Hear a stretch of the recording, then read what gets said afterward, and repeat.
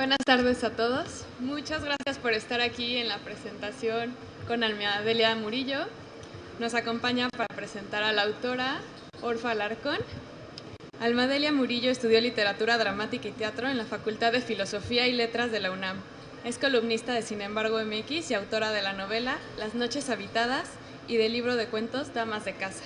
Es amante de las palabras y del sentido del humor. Por favor, démosle un fuerte aplauso.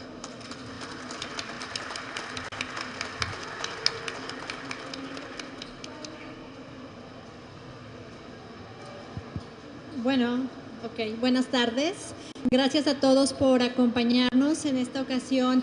Tenemos este libro de Almadelia Murillo. Muchas gracias, Almadelia, por invitarme a estar aquí contigo compartiendo este espacio.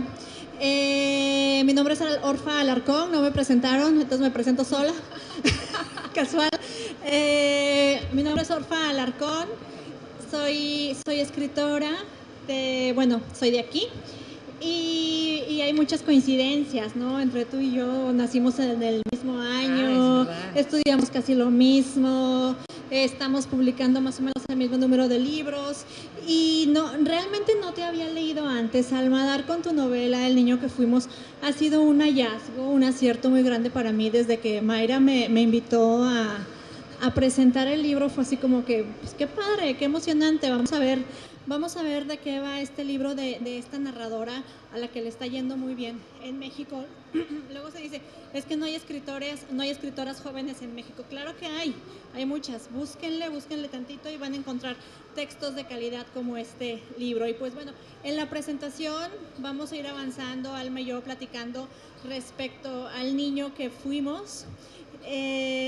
Claro, ustedes también tendrán su momento de participar. Les iremos poco a poco contando la historia sin hacer spoilers. Pero yo quiero empezar, Alma, haciéndote una pregunta y no quiero que me la contestes desde un punto de vista ni filosófico, ni ético, ni psicológico, sino tuyo, ¿no? ¿Tú qué opinas? ¿Tú qué opinas de esta frase que dice que infancia es destino? Bueno, primero buenas tardes, gracias por estar aquí en medio de este ruidero, un sábado pudiendo estar en su casa tomándose una cerveza o un mezcal, como yo quisiera la verdad estar, pero aquí estamos. Muchas gracias, Orfa, por acompañarme, por el acto de generosidad de leer el libro y querer presentarlo. Siempre lo digo y parezco disco rayado, pero no saben el inmenso privilegio y gratitud que siento de que estemos un grupo de personas aquí en torno a la literatura, ¿no? Hablando de un libro. Me da siempre mucha emoción y no se me quita y ojalá no se me quite nunca, porque hasta hace muy poco tiempo yo era una godínez, ¿no? Una empleada con horario de entrada, topper, quincena, eso sí lo extraño. Y de unos muy pocos años para acá, tiene 4 o 5 años, es que ya realmente me dedico por completo a intentar sobrevivir de esta necedad que es escribir libros. Muchas gracias, es un enorme gusto para mí. La pregunta que me hace, y además me acota, que no debo de contestar ni filosófica, ni pedagógica, ni si la infancia es destino. Yo creo que todos nosotros, los que estamos aquí, somos lo que pudimos rescatar de nuestros paraísos y nuestros infiernos infantiles. Realmente creo que aquello que deseábamos de niños, que vivimos de niños, que sentimos por primera vez, la infancia es una etapa, yo le llamo, bueno, y mucho es fundacional, es la primera vez que sientes un montón de cosas y sí creo que es para siempre. Me gusta mucho referirme a un fragmento de un poeta que se llama Dylan Thomas, bueno, se llamaba, se suicidó, y tiene un poema que al final dice, la pelota que pateé cuando jugaba en el parque aún no ha tocado el piso. Me encanta, porque yo creo que con mucha suerte, los que de nosotros siendo adultos logremos todavía que la pelota no toque el piso, algo no hicimos tan mal, ¿no? Nos podemos seguir comunicando con ese niño. Si te tengo que decir un sí o un no, creo que diría que sí. Sí somos el origen, llevado a una transformación, reinterpretado, pero somos el origen al final. Hablando un poco anecdóticamente, porque si ustedes no han leído la novela seguramente se preguntarán, bueno, ¿por qué están hablando de la infancia y por qué están hablando del destino? Entonces, tocando un poco el tema de la novela, en muy resumido el asunto, es acerca de 3 niños que por distintas circunstancias de la vida van a dar a un hospicio. Y son 2 niños y una niña que vienen de mundos muy distintos, pero convergen ahí. Entonces estos niños se convierten en amigos inseparables hasta que pues la vida da sus giros, da sus vueltas y cada quien tiene que tomar su propio camino y en algún momento llegará el reencuentro, ¿no? Con toda esta infancia que los marcó y que los determina para bien o para mal. Y la novela empieza con una escena para mí muy fuerte, ¿no? Salen los 3 chiquillos haciendo una de sus típicas travesuras. Digo, y les voy a contar lo menos posible de la novela porque tampoco quiero echarles a perder la lectura. Salen los 3 niños en una de sus travesuras nocturnas. Ellos sabían muy bien cómo escaparse, tenían un amigo perrito, travesiaban por ahí, se regresaban otra vez sin que ninguno de los prefectos se diera cuenta y no pasaba nada. Pero en una ocasión, la última noche que salieron pasó algo totalmente distinto, dramático. Bueno, pasan muchas cosas, pero una de ellas es que el perro, su amigo que los acompañaba en todas estas aventuras nocturnas por prevenirlos de un peligro, es atropellado y muere instantáneamente, ¿no? Entonces yo desde que leí ese primer capítulo dije, yo ya no puedo con esto, no puedo seguir leyendo. O sea, si hay algo que yo amo en el mundo es a los perros, ¿no? Entonces yo dije, no, ¿cómo puedo continuar con esto? Pero al final de cuentas, la novela, esta y todas las novelas, la novela es como la vida, ¿no? Tiene que continuar. Y afortunadamente seguí leyendo y pues después de ese sobresalto fue una lectura muy, muy grata. En resumen, ¿tú cómo describirías la personalidad de estos niños y por qué se da esa magia de que pueden llegar a concretarse tan bien? Bueno, yo sé que a veces es horrible estar, no es cierto, no a veces, siempre es horrible estar en la presentación de un libro que ni hemos leído, ni sabemos de qué se trata, así que yo misma, haciendo un acto suicida como me encanta, kamikaze, les voy a echar el cuento de qué se trata la novela para que podamos platicar y entender todos, ¿no? Bueno, estos son 3 amigos, se llaman Oscar, María y Román, que se conocen muy chiquitines, hacia sus 7, 8 años, en un internado que está en la Ciudad de México, donde hay otros cientos de niños que vivimos en un país que tiene una desigualdad tremenda, ¿no? No les estoy dando ninguna noticia, pero es verdad. Y entonces llegar a un internado no es porque en mi casa esté todo muy bien, ¿no? Es porque vienes de una circunstancia difícil. Así que estos 3 niños tan chiquitos a esa edad llegan a este lugar y son un trío de cabrones, pues ¿cómo van a ser si no para ser los que se escapan del internado, logran engañar a los prefectos, se escapan recurrentemente? Y la primera escena de la novela, digamos, el que es el líder de estos 3, los lleva a un puente que está allá en la Ciudad de México por el metro División del Norte y se quiere lanzar, tienen un pacto suicida, son muy pequeños, ahí ya tienen 11. Y muchos años después, ese mismo se toma una foto en el puente de Brooklyn y está jugando a que es su foto suicida y se arma un desmadre de Facebook y de Twitter y de Instagram, como hoy ocurre, y así es como se reencuentran.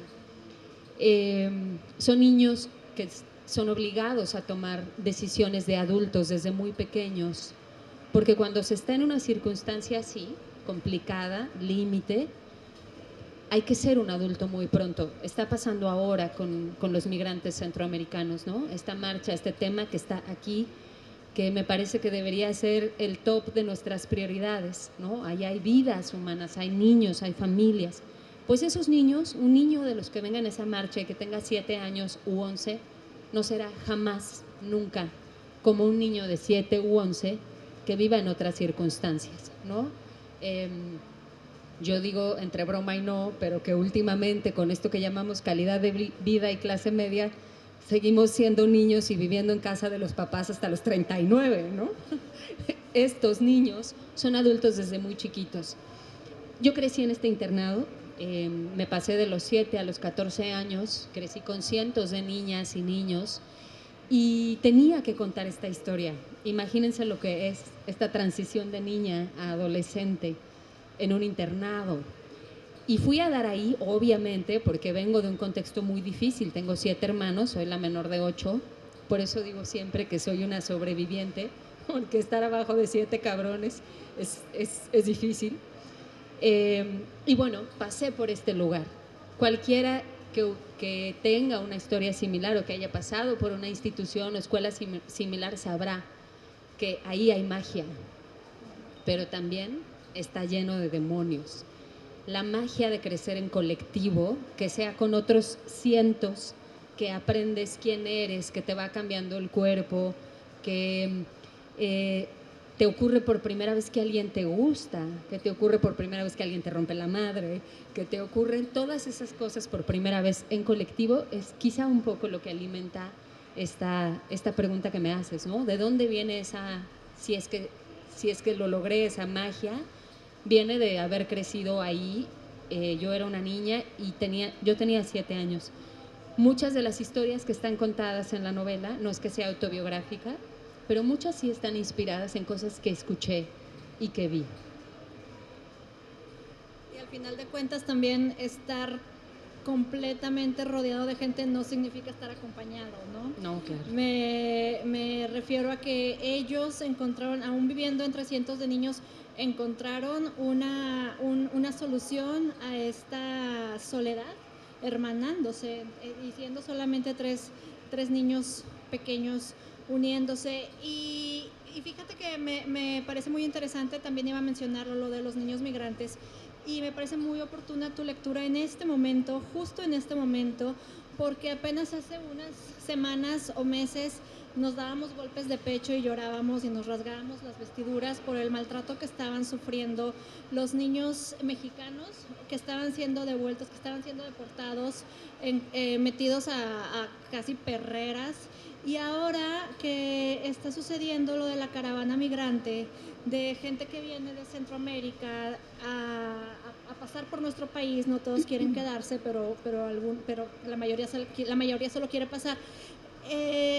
A muchos mexicanos les está saliendo el Trump que llevan dentro, ¿no? Y entonces los argumentos son los mismos y salen con que regresenlos a su país, esos niños no son nuestros, no sé qué hacen aquí, van a crecer, van a quitarnos cosas, y es muy importante precisamente por eso, para hacer una conciencia acerca de la niñez, la fragilidad de la niñez, la fragilidad que es una inocencia que perdiéndose en un segundo ya no se va a recuperar nunca, ¿no? Es como si hubiera sabido que esta novela tendría que leerse este año precisamente. Me parece muy acertado el momento.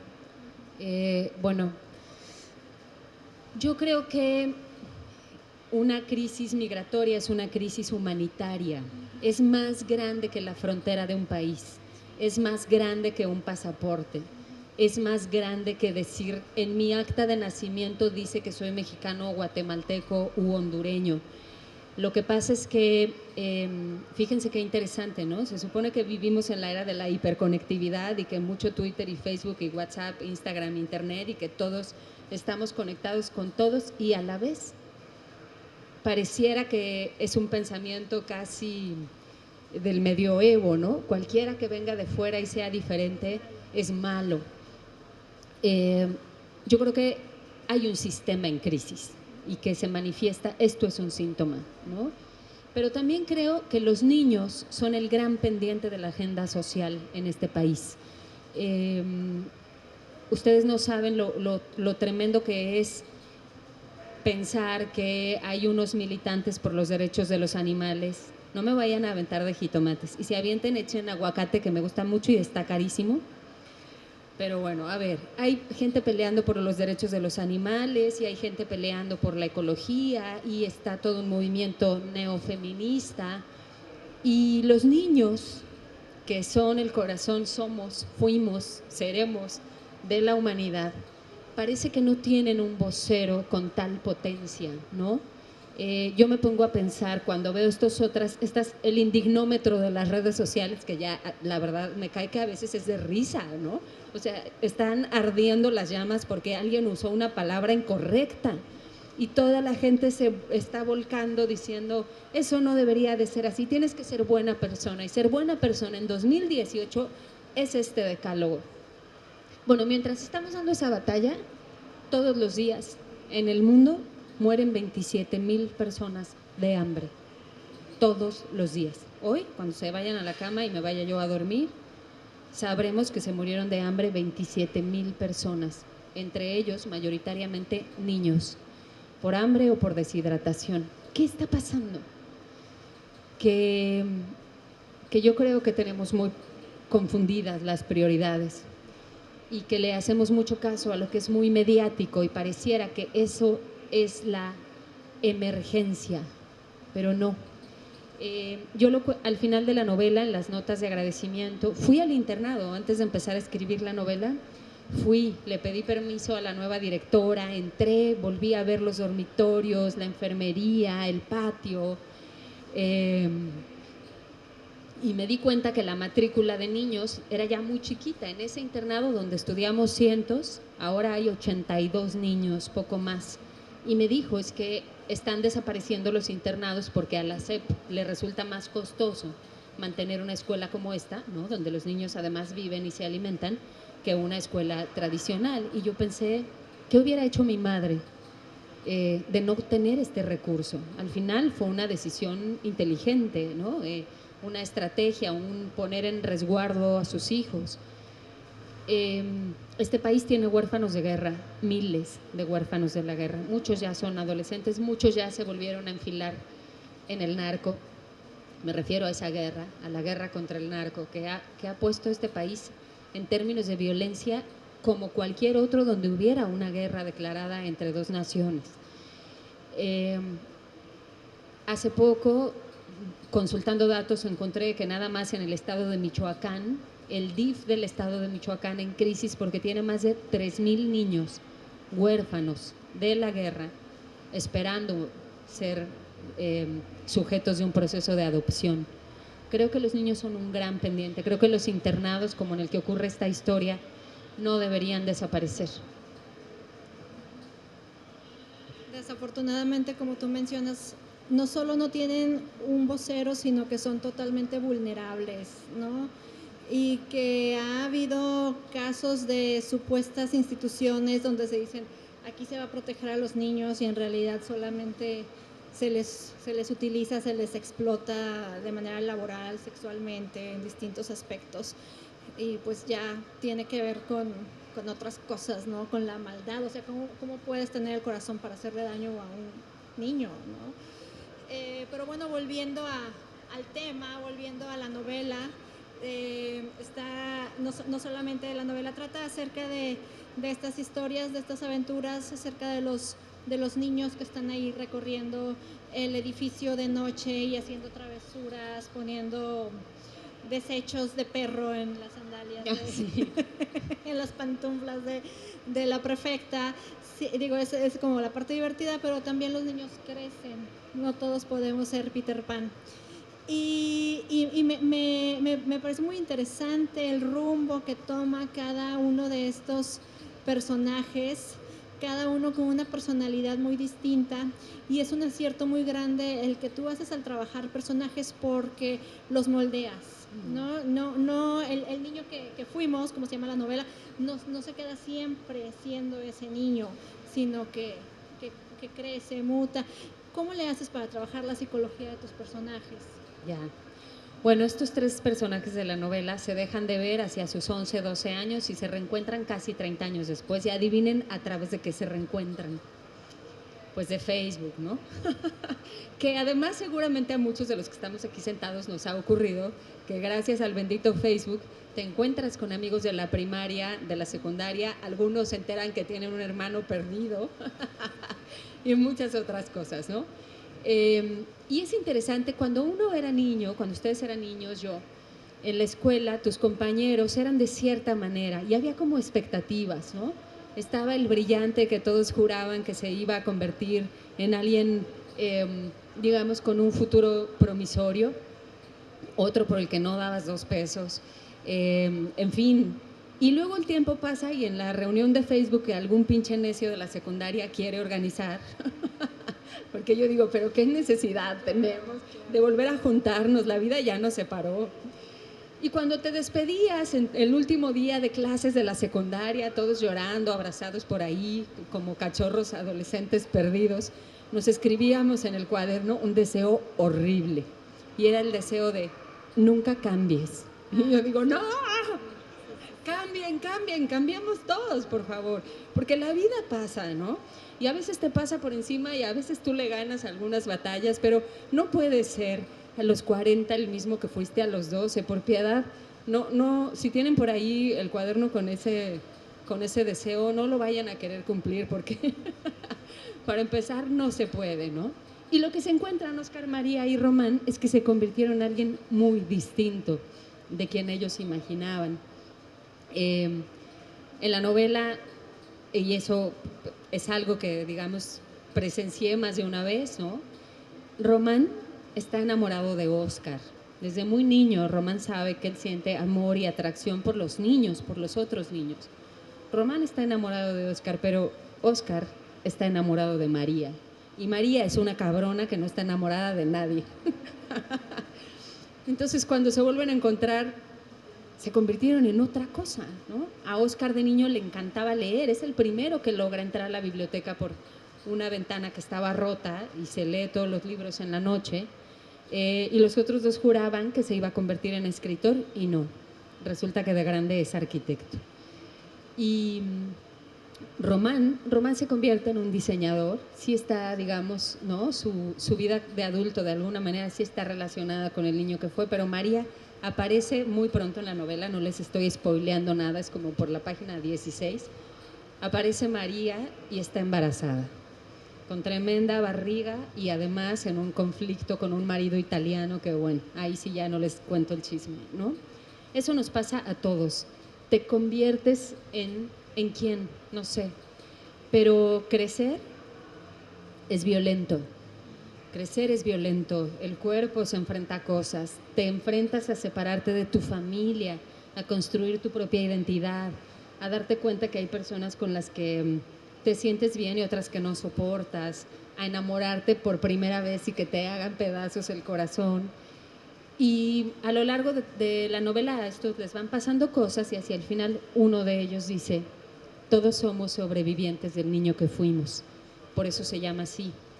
Y lo conversaba hace un momento, yo creo que todos, por más ordinarios que seamos, cada uno de ustedes, nosotras, somos épicos, porque me cae que si me cuentan su vida, cada uno de ustedes, sabré que sobrevivieron a un montón de cosas, ¿no? De pérdidas, de separaciones, de crisis, de enfermedades, de muertes. Somos épicos. Y somos al mismo tiempo ordinarios y por eso somos maravillosos y terribles. Y yo quería contar 3 personas así, como nosotros, ¿no? Ordinarias pero épicas. Yo creo que uno de mis personajes favoritos es Román. Román es este niño que de pequeño era muy sensible, mojaba la cama, que en apariencia era alguien muy frágil y como quiera participaba en las travesuras en las que se involucraba con sus amigos, ¿no? Entonces, al crecer, él ya no es el muchachito frágil, gay, digo, sigue siendo gay, pero ya es un cabronazo que se enfrenta al mundo y me gusta mucho esta serie de aventuras. Cuando ellos eran niños hacían como venganzas, ¿no? Como de esquites, pero se equivocaban y decían esquites. Que en la Ciudad de México el esquite es el elote ya en granito, ¿no? Le decían, vamos a hacer un esquite. Y cuando están ya grandes, pues también planean una serie de cosas y me gusta mucho cómo reflejas en algún capítulo cómo es el mundo político mexicano, cuando digo, sin spoilerear tanto, hay un político al que le tienden una trampita y le sacan los trapitos al sol y resulta ser que gasta dinero que no es suyo, en lujos que no le corresponden y que aparte es gay. ¿Cómo? No es posible, ¿no? Si eso es pecado. Creo que es una muy buena continuidad. Es como si estos personajes, en el momento en que se separan, ponen su vida en pausa y la vuelven a retomar, en el momento en que vuelven a encontrarse. Y en ese sentido me parece muy hábil la facilidad que tienes para irnos llevando del presente al pasado, sin confundir al lector, dejando de manera clara todas y cada una de las anécdotas y las situaciones. ¿Batallaste con esto? No, pues sí. Salió natural, solito. Escribir es miel sobre hojuelas. No, escribir es horrible. No sean escritores. No sean escritores. Anton Chekhov, un libro maravilloso donde trae un decálogo para el escritor.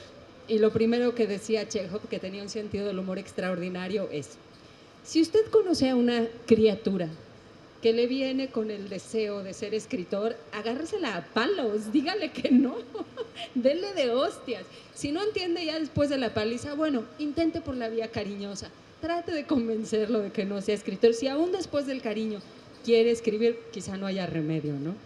Porque esto de escribir pues es más bien como una enfermedad que ni modo la tienes, es una condición maravillosa y horrible. Escribir es un ejercicio de incomodidad, te expones, dudas, cada 5 minutos piensas, esto que estoy escribiendo es una chingadera, los otros 5 minutos piensas, bueno, quizá no esté tan mal si estoy contando una buena historia, pero luego, ese momento en donde antes no había nada, y un día hay 3 personajes que a ti te parecen de carne y hueso, viviendo una historia y contándola, y que luego se publique y que la gente la lea y vengan y te cuenten: yo soy como Oscar, o gracias por escribir de María cómo es estar embarazada, porque es así y me identifiqué con ella. Dices, valió la pena, ¿no? Convertimos todo esto en alguien que cuenta una historia, que conecta con otros. Pero esto es un oficio también, ¿no? No se crean que se trata de tener o no talento y la musa de la inspiración. Yo siempre digo que mi musa favorita, la infalible, es maravillosa cuando se te aparece porque te hace escribir, y esa increíble musa se llama fecha de entrega. Entonces, cuando viene fecha de entrega con sus alitas y su látigo, escribes porque escribes, ¿no? Escribir también es talacha, es chingarle, es disciplina, es resistencia. Y la novela está contada en 2 tiempos: los años 80, cuando estos 3 eran chiquitos, y ahora, 2017. Claro, tuve que ser muy consciente de narrar los episodios de los 80 en otro tono, con otro lenguaje. Ellos eran niños, confundían la palabra desquite con esquite, se dan un beso por primera vez María y Román chupando un bombón. Eso sí pasaba. En la noche en el internado teníamos alguien que su mamá vendía dulces de la Rosa y traía bombones, entonces nos dábamos besos chupando el bombón hasta que topabas con la lengua del otro y guácala, ¿no? Lo empujabas, quítate de aquí, ¿qué es eso? Bueno, eso piensas a los 8 años, a los 28 no, ni a los 30 ni a los 40, das un beso a alguien que te gusta y quieres más, no lo empujas, ¿no? Y uno de ellos, Román, que es el que está realmente huérfano, sus padres murieron en un accidente, es un niño muy hermoso, ¿no? Desde pequeño tiene un cuerpo, un rostro llamativos, y cuando sale del internado no sabe qué va a hacer. Lo primero que decide es pasarse todo el día recorriendo el metro, porque tiene terror de salir a la calle, y en el metro pues se puede dormir, puede ir de un lado al otro, puede leer, pero muy pronto se le acaba eso, tiene que salir. Se va a una terminal de autobuses, pero ahí también hay peligro, y se lo encuentra un pederasta que es un político priista, y cualquier parecido con la realidad es porque la realidad está bien jodida. Entonces se encuentra con este político priista, Salvador Villegas, y cuando es niño, Román, el político abusa de él.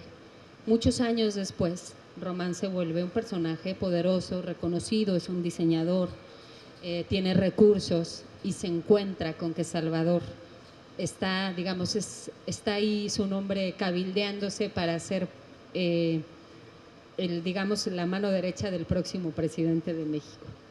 Y decide Román tenderle una trampa, no se las vamos a contar, pero sí creo que yo lo disfruté muchísimo y el otro cae. Yo hubiera caído también. Cae, porque es de un lujo y una sutileza, y como cae, pues lo echan del partido. Porque miren, saber a quién queremos y a quién amamos y qué nos identifica, sobre todo en la niñez, es muy importante, pero el enemigo, en términos psíquicos, psicológicos, emocionales, es importante. Es importante saber quién es tu enemigo, porque define tu identidad y aquello con lo que no te identificas, ¿no? Entonces, este enemigo para Román, desde muy niño, se queda ahí. Él crece con un deseo de venganza. De hecho, quisiera vengarse de otros tantos, los cabrones de su familia que lo dejaron sin el fideicomiso, y lo logra. El momento donde Salvador aparece, que si hay tiempo les leo un fragmentito al final, pero me pregunta que cómo le hice para construir un político mexicano tan creíble, y yo al rato que se los cuente van a decir, pues sí, nomás poniendo atención, ¿cómo? Leyendo el periódico, viendo las noticias, pero me gusta que por lo menos estos tres tengan la oportunidad de vengarse por tantos otros que no pueden luego reconstruirse a pesar del tiempo.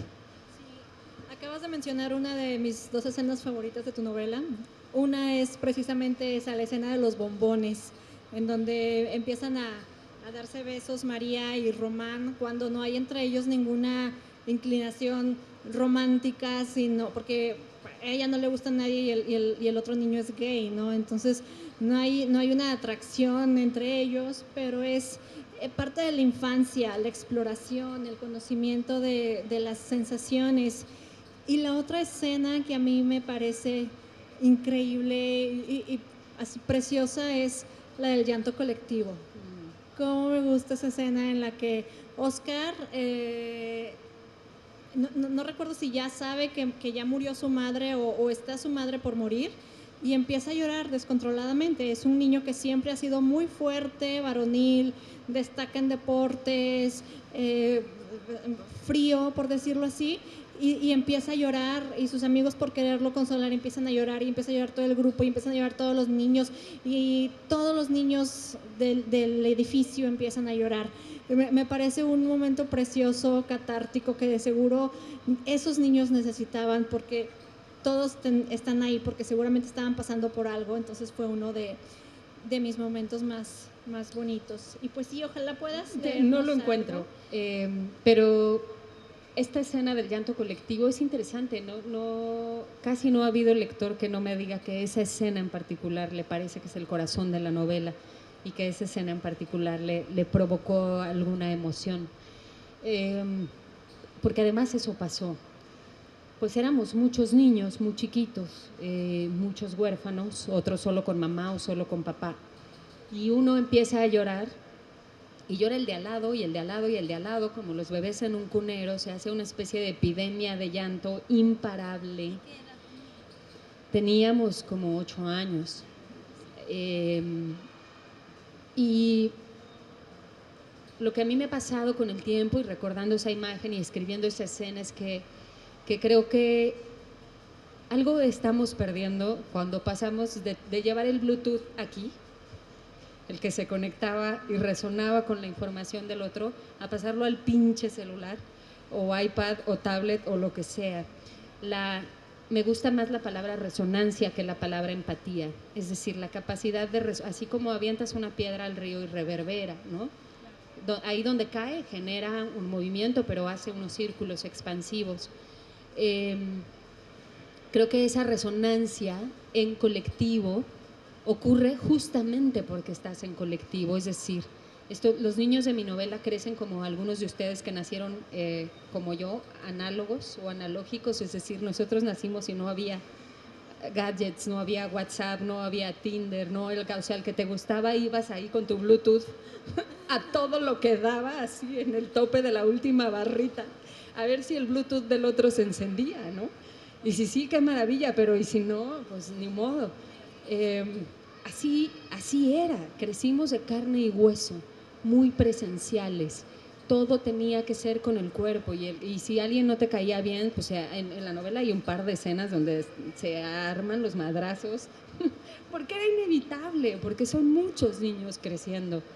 Y me gusta pensar que como la generación de los que nacimos sin internet nos vamos a extinguir, perdón por el comentario mala copa, pero así va a ser. Nos vamos a extinguir, compañeros. ¿Qué quieren que les diga? Y solo van a quedar los que nacieron digitalizados, ¿no? Y además esa chingadera no va a parar, ¿eh? O sea, quién sabe, seguramente el próximo smartphone lo vamos a traer aquí atrás, implantado en el óvulo, no sé, o lo van a traer, igual ya no nos toca. Me gusta pensar que esta novela es o será un referente, un lugar al que ir a conocer cómo era la infancia en un país como este, sin internet, sin gadgets, cómo nos enterábamos, cómo te comunicabas con tus padres, cómo te comunicabas con tu gente, con tus hermanos. Y de verdad, es que teníamos un Bluetooth aquí poderosísimo, llegaba hasta la última barrita, se conectaba donde fuera. Creo que en ese sentido, si algún pequeño valor esto puede aportar, será ese, ¿no? Contar cómo fue crecer y relacionarnos de carne y hueso. Muchos, comunidad. Nuestro trending topic era real. Tenía que ser en el pasillo, en el dormitorio, todos juntos. Y no a través de la representación de nosotros que hoy son las redes sociales. Porque la red social no eres tú, es la representación de ti. No soy yo, mi cuenta de Twitter no soy yo, es la representación de mí. Y me parece que es interesante que reparemos en ello, porque por eso es una fantasía esto de la hiperconectividad. No se sostiene, no somos nosotros comunicándonos, son nuestras representaciones haciendo ahí quién sabe qué. ¿Recuerdas cuál es el motivo por el cual empezó a llorar el primer niño? Me causa mucha curiosidad. Sí, en la novela comienza a llorar Oscar porque su madre está enferma y ya le hablaron de que su tía va a ser su tutora y él sabe que eso significa algo, ¿no? Es un niño además que ama las palabras, que lee poesía, que no entiende nada, pero desde niño dice, esto me provoca algo, ¿no? Es nuestro pequeño poeta también, sí, claro. Lo intenta desde pequeño. Esta escena en la novela está planteada en el patio, que era un patio enorme. Ahora que volví con mis 40 años y no 7 años, ya no me pareció tan grande el patio. A veces me arrepiento un poco de haber vuelto porque yo me acordaba de un lugar distinto. Era mi Disneylandia y ya vas de adulto con toda tu amargura y toda tu mala leche y ya no era igual, ¿no? Pero cuando ocurrió en el dormitorio. Los dormitorios, está contado en la novela también, son como unos galerones donde en un mismo cuarto dormíamos 60 niños, 30 de un lado, 30 enfrente, en unas camitas diminutas. Y una niña comenzó a llorar porque su madre le dijo que se tenían que cambiar de casa y probablemente ella tenía que dejar el internado porque se iban a Zacatecas. Y, claro, pero es como los velorios, ¿no? Que la gente va, por eso se contrataban plañideras, porque pareciera que estás llorando por el muerto, pero no. Una vez que empieza el llanto se puede llorar por muchas otras razones. Por eso existe ese maravilloso cuento de Cortázar que se llama Conducta en los velorios, que si no lo han leído, no se mueran sin leerlo, por favor. Lloraba por eso y empezamos a llorar las otras y las otras y las otras. Me acuerdo que teníamos una figura que se llamaba la prefecta, que está en la novela también, nos cuidaba y se dejaban una bitácora, cambiaban el turno en la mañana, ¿no? Como los perros de la caricatura, el perro ovejero de hola Fred, hola Ed. Y me acuerdo que me asomé y le había dejado a la de la mañana siguiente, le puso anoche fue un llorar de todas las niñas, no pudimos calmarlas hasta que alguien empezó a cantar. Y bueno, la novela reproduce de alguna manera esa escena, como otras en colectivo, como unos chamacos masturbándose en colectivo, como hacían algunos, o imitando a Juan Gabriel y a José José y a Verónica Castro, porque pues había que divertirse y no había tele y no había gadgets y no había dinero. Entonces tenías el cuerpo para todo, ¿no? No la encuentro la escena, entonces creo que voy a dejar de buscarla. Pero fíjate que te quería preguntar si nos quieres leer un pedazo. Yo marqué el de la página 12 a la 14, que es este fragmento que a mí me impresionó tanto, casi al inicio. No sé qué opinas. Okay. Bueno, les vamos a echar el arranque de la novela, pero nada más. Este es el arranque, es cuando escapan del internado, se escapaban por la biblioteca y son 3 amigos, Óscar, María y Román, y tenían un perrito callejero que también existía, que María le llama Trapo, porque era como un trapo sucio, todo cochino ahí en la calle, y entonces ahí estaban los 3 de nuevo, al pie de la sección de literatura clásica. Faltaba poco para que diera la medianoche. El clima era ideal, sin frío ni amenaza de lluvia. Andaban en pijama, ni siquiera había hecho falta ponerse el suéter. Óscar se veía alterado. Hoy quiero subir al puente de División del Norte. Un estremecimiento de su cuerpo acompañó la frase. ¿El que está junto al metro?, preguntó María.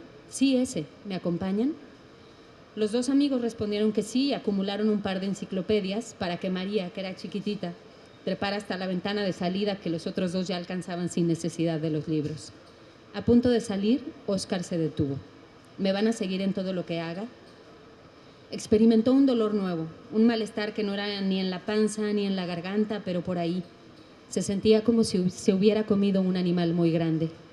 Yo sí, se apresuró a responder Román, arrepintiéndose de inmediato porque sabía que a María no iba a gustarle esta respuesta en la que no estaba incluida. Yo también, agregó María y le dedicó una mirada recriminatoria a Román. Hagamos un pacto de amistad. Resignados a las prácticas escatológicas que tanto le gustaban a ella, se escupieron las manos y las estrecharon. Es un pacto, dijo Óscar. Es un pacto, repitieron solemnes los otros 2. Una vez fuera, Óscar se puso al frente. Flotaban. Sus figuras largas y elásticas rebotaban sobre el pavimento. Era una noche plácida, un punto indiferente como cualquier noche de lunes en la Ciudad de México.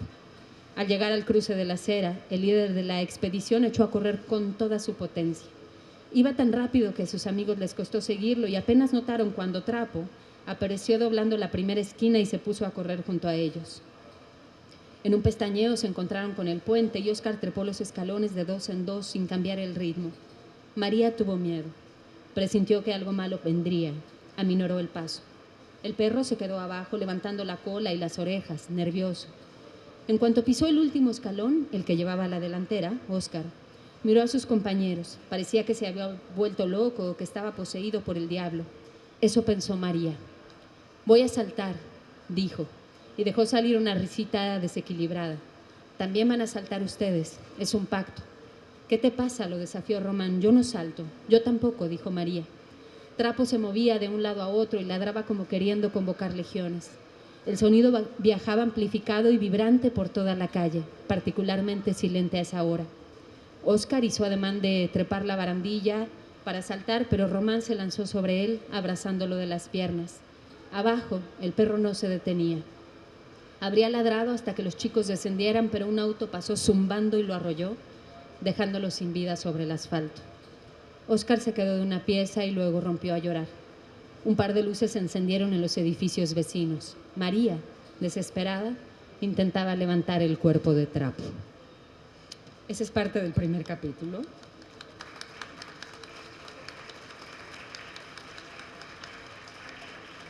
Que está en las primeras páginas. Lo que sigue son 30 años después, que pasó con este trío de locos que se querían aventar saltando de un puente y el perrito. Pues ya tuvieron una muestra, digo, aparte de que estuvimos platicando respecto a la novela, ya pudieron escuchar de viva voz de su autora un fragmento muy bello de esta novela. No es el único, hay cientos como este. Y no sé si quisieras agregar algo más, Alma, antes de que pasemos a las preguntas. Pues no, yo creo que me gustaría más bien conversar con ustedes y que pregunten o comenten lo que quieran. No sean tímidos, que no muerdo.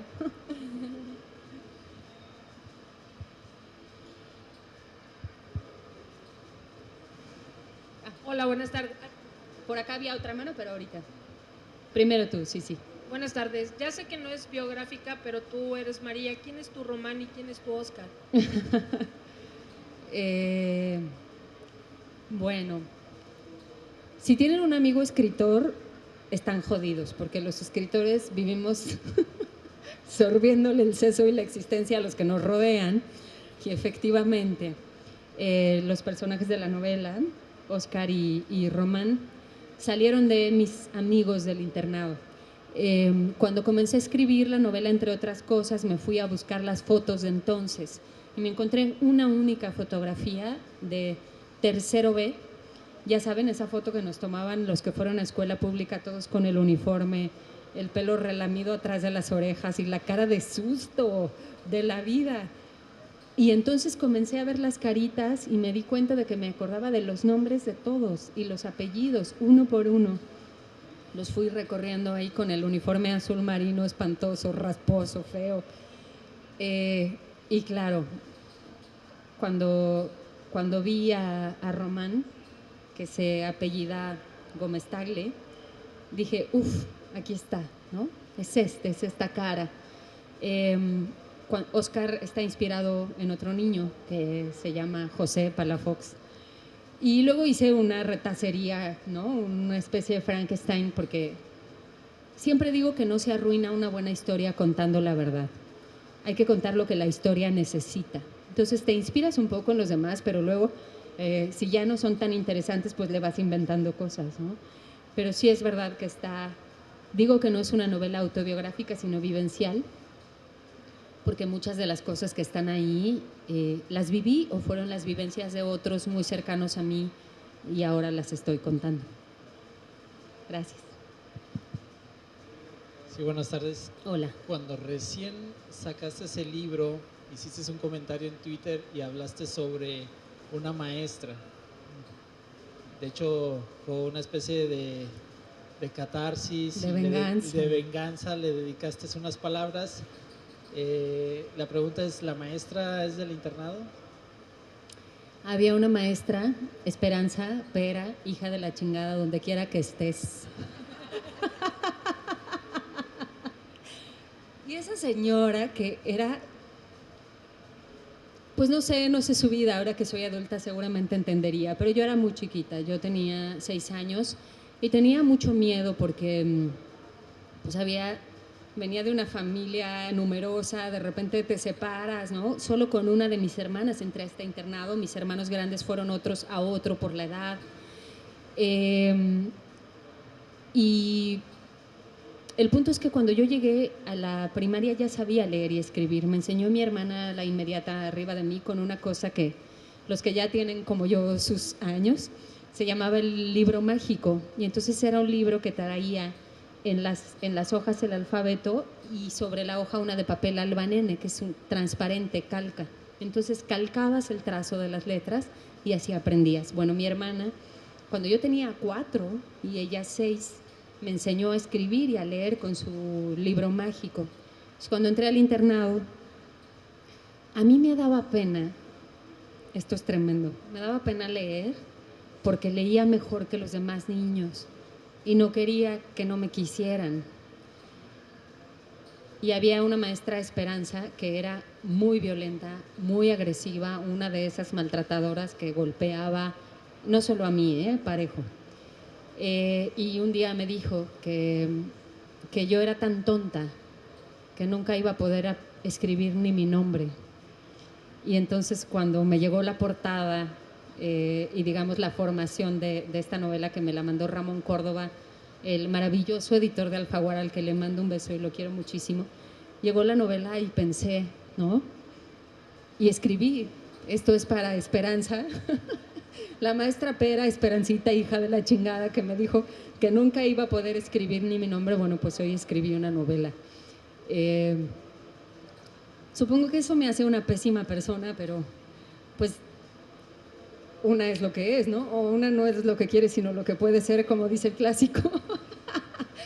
Y sí, Eso es verdad. Ella era esa maestra, no sé, que me maltrató muchísimo y me dijo siempre que era tonta, que no podía escribir.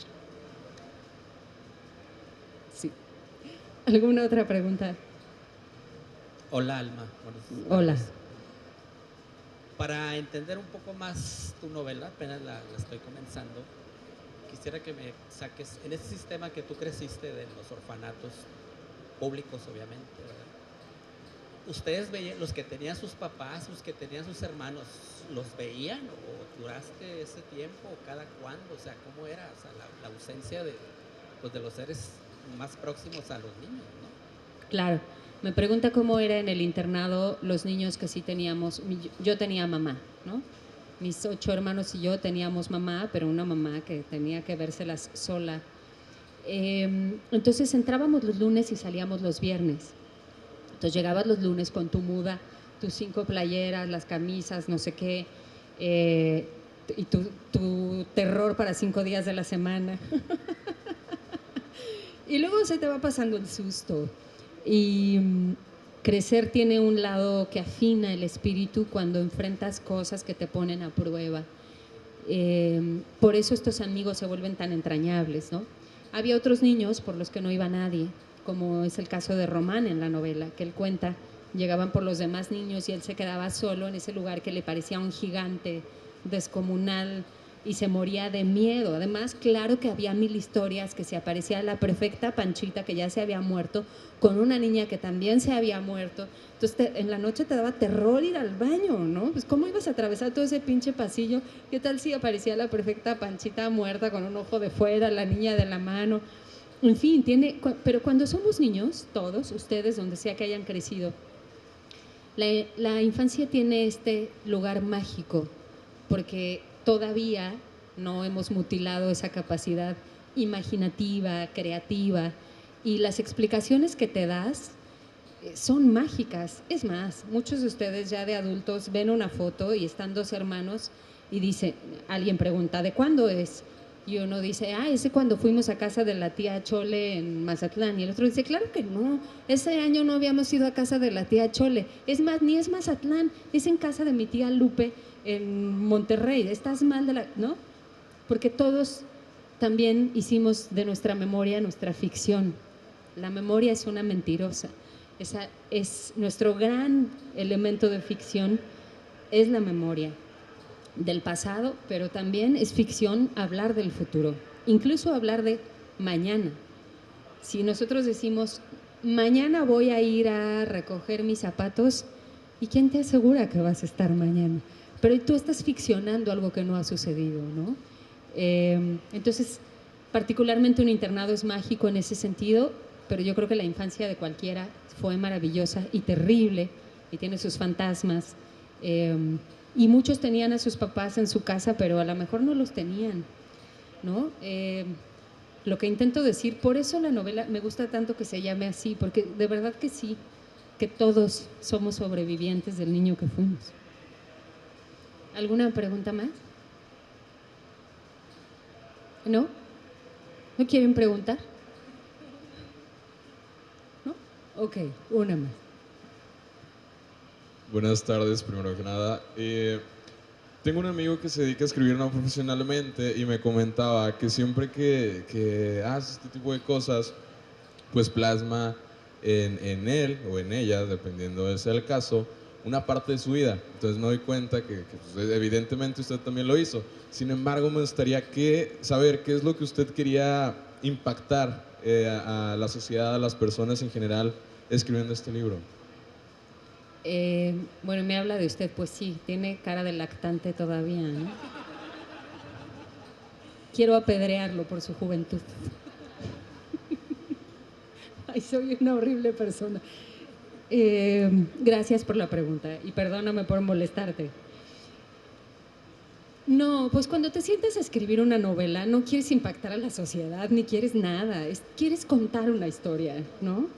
Quieres que esos personajes pasen un proceso, quieres sacarte de encima la necesidad de contar una historia. Cuando a veces doy clases de escritura y doy talleres, La gente empieza diciéndome, es que tengo mucho miedo.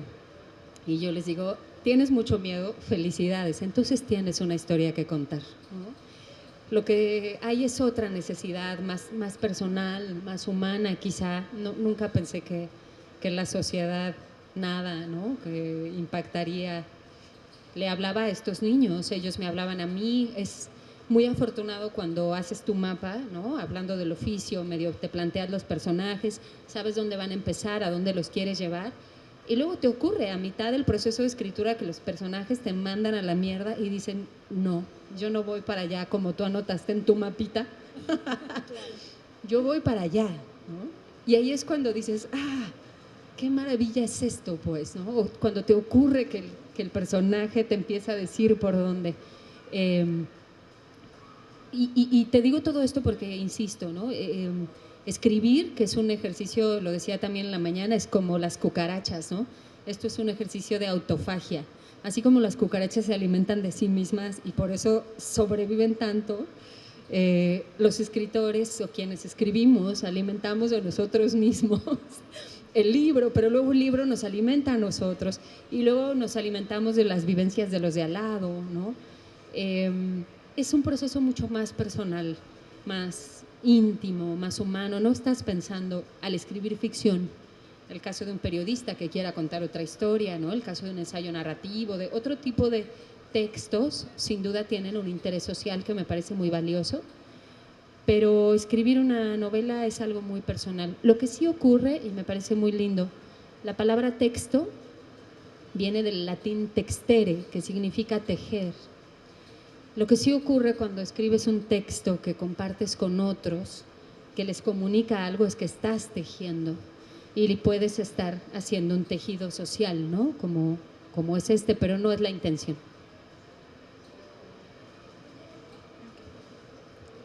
Agradecemos a nuestros invitados a nombre del Tecnológico de Monterrey por su valiosa participación.